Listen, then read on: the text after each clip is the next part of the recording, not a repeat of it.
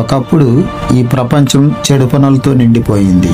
మనుషులు దేవుని మాట వినడం మానేశారు. కానీ ఒక్క మనిషి మాత్రం దేవుణ్ణి ప్రేమించాడు. అతని పేరు నోవాహు. నోవాహు నిజాయితీగా జీవించాడు.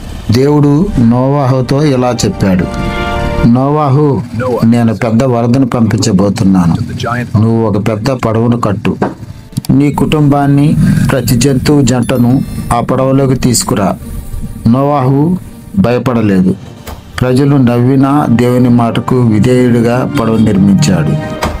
పడవ సిద్ధమైంది. అప్పుడు జంతువులు జంటలుగా వచ్చాయి.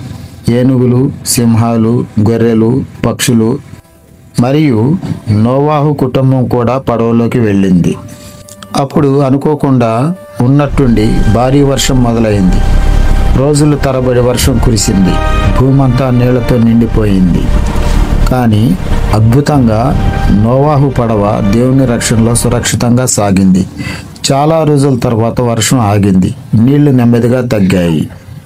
తరువాత నోవాహు ఒక పావురాన్ని పంపాడు. కొన్ని రోజులకు అది ఆలివ్ ఆకును తీసుకొని తిరిగి వచ్చింది.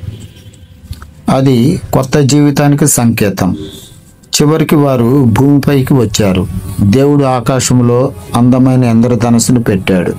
అది దేవుని వాగ్దానం, నేను నా ప్రజలను ఎప్పుడూ రక్షిస్తాను. ఈ కథ మనకు నేర్పేది ఒకటే, దేవునిపై విశ్వాసం ఉంచితే ఆయన తప్పకుండా కాపాడతాడు.